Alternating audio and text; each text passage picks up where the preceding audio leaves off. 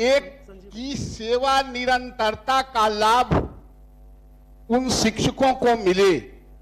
महोदय, अभी university service commission से बहालियां हो रही हैं और जो वहां उस परीक्षा में, उस इंटरव्यू में अपियर हो रहे हैं, माननीय मंत्री जी को पता होगा, वो पीछे से 10 वर्ष 15 वर्ष के एक्सपीरियंस दे रहे हैं और उनको मार्किंग हो रहा है अफिलिएटेड कॉलेज से।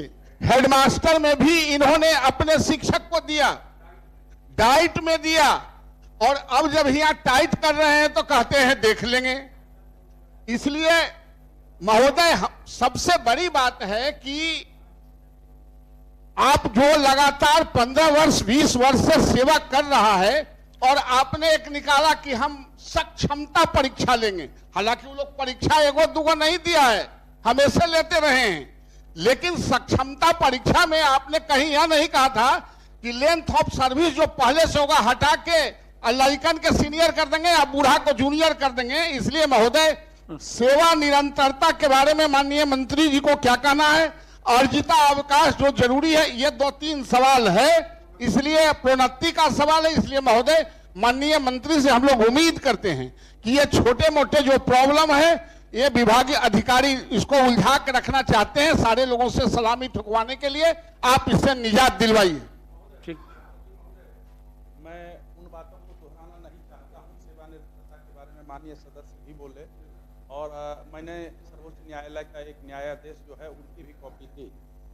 लेकिन सभापति महोदय, किसी भी सेवा में अगर संवर्ग परिवर्तन होता है, इस ध्यानाकर्षण का एक अंश वो भी है, तो वरीयता बरकरार रखने के लिए या उनके सम्मान के लिए अतिरिक्त वार्षिक वेतन वृद्धि भी दी जाती है। और पहले भी 2015 में आपने अतिरिक्त वार्षिक वेतन वृद्धि दी थी, हालांकि वो भी विसंगतिपूर्ण थी। 3 वर्षों में एक बार आपने वार्षिक वेतन वृद्धि दी। और दूसरी बात यह है, जो अभी माननीय सदस्य ने कहा, आपने जब पिछली सेवा की मान्यता बरकरार रखते हुए ही उनको अगली सेवा में समायोजित किया है। हालांकि मंत्री महोदय आज बोल रहे थे राज्यकर्मी का 2,50,000 दर्जा दिया गया। मुझे लगता है सभापति महोदय, ये शाब्दिक दर्जा दिया गया। संभवतः मंत्री महोदय ये नहीं जान रहे हैं, मैं जानकारी देता हूं। आपके विभाग ने एक पत्र निकाल दिया जो कि उनको वेतन इतना ही दिया जाए।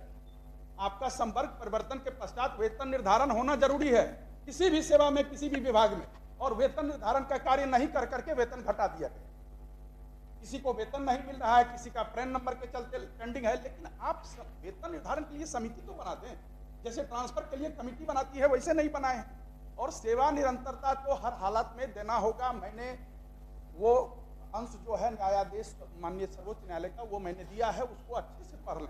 एक बार में आप समझ जाएंगे जरूर, जो कि विभाग के जो भी पदाधिकारी हैं वो आपको भ्रम में डाल रहे हैं।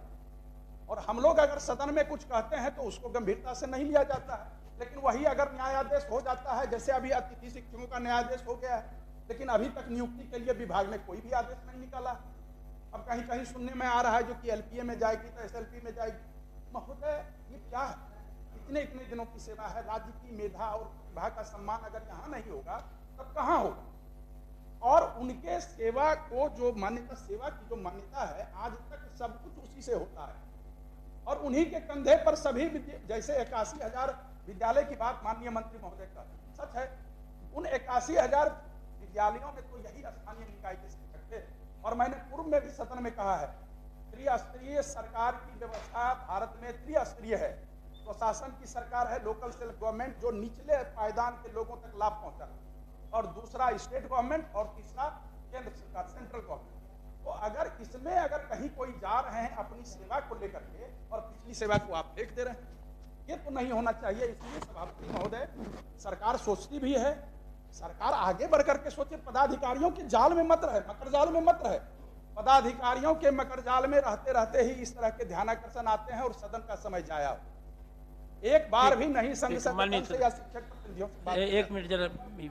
माननीय सभापति महोदय, माननीय शिक्षा मंत्री जी ने जवाब दिया है। राज्य सरकार ने 2005 के बाद नगर निकाय और पंचायती राज नियमावली के तहत शिक्षकों की नियुक्ति की, जिसको नियोजित शिक्षक कहा गया। सभापति महोदय, 11 महीना की नियुक्ति होती थी, 1800 रुपया पर होता था। राज्य सरकार में और माननीय मुख्यमंत्री जी की सदिच्छा के बदौलत 60 वर्ष तक का उनका सेवा विस्तार कर दिया गया। और नियोजित शिक्षक अगर वो बने तब न सक्षमता परीक्षा दिए। अगर नियोजित शिक्षक ही नहीं बनते तो उनकी पात्रता ही नहीं होती। सक्षमता परीक्षा उन्होंने दे दिया, आपने राज्यकर्मी का दर्जा उनको दे दिया। तो जो बुनियादी उनके लिए मापदंड तय किया गया उसमें था कि आपने नियोजित शिक्षक के रूप में अपनी सेवा दी है कि नहीं, तभी आप सक्षमता परीक्षा दे सकते हैं। वो ऐच्छिक था। तो हम केवल माननीय मंत्री जी से यह अनुरोध करते हैं कि इस पर गंभीरता से, इतना काम आपने शिक्षकों के लिए किया, सब जगह सरकार का यश मिलता है, लेकिन कुछ एक जगह पर ऐसी परेशानी होती है कि हम लोग भी तर्कहीन हो जाते हैं। वहां जब संवाद करते हैं शिक्षकों से तो वह बोलता है कि हम लोग 15 साल 16 साल क्या कर रहे थे, हमको सक्षमता परीक्षा क्यों दिलवाया आपने। उदाहरण पेश करता है जो भी नवल भैया बताए कि विश्वविद्यालय सेवा आयोग में वित्त पोषित कॉलेज का। इसलिए सभापति महोदय हम केवल अनुरोध कर रहे हैं इस पर माननीय मंत्री जी गंभीरता से विचार करें। दूसरी सेवाओं में हम लोगों के विधान परिषद में भी है कि दूसरी जगह जो सेवा किए हुए हैं उसको जोड़ करके उसकी वरीयता ली जाती है, हर जगह होता है। तो ये शिक्षा विभाग में क्यों नहीं होता है? शिक्षा, हाँ ठीक है, बोलने दीजिए माननीय मंत्री को। अब एक पॉइंट बोलेगा सब आदमी बोलिएगा आप लोग, तो फिर रोज 2 ही क्वेश्चन आएगा शिक्षा विभाग का। सारी बातें आ गई हैं, अब मुख्यमंत्री माननीय मंत्री जी को बोलने दीजिए।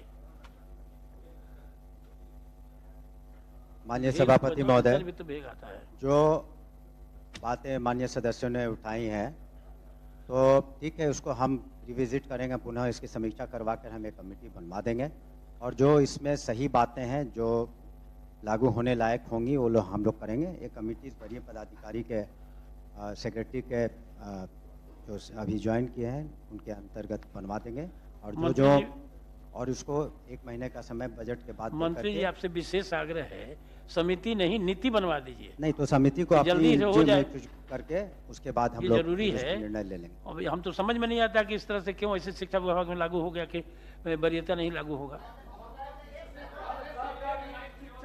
इससे महोदय सत्र में माननीय मंत्री ने सेवा निरंतरता एक आदमी बोलेंगे तो होगा, सब आदमी बोलेंगे तो कुछ आएगा नहीं। आश्वस्त किया था सेवा निरंतरता पर के लिए, इसलिए वो बात आगे बढ़नी चाहिए, वहीं पर रुका नहीं रहे महोदय। आपको कठिनाई हो तो कहिए, हम समिति बना देते हैं अपने ही का कि ये लोग आपको सलाह देंगे। समिति हम अपने स्तर पर, आपको जैसा मैंने कहा महोदय कि हम अपने स्तर पर करवा लेंगे और जो निरंतरता है या जो भी इन्होंने प्रश्न उठाए हैं 1 महीने के अंदर बजट के बाद, कि बजट सेशन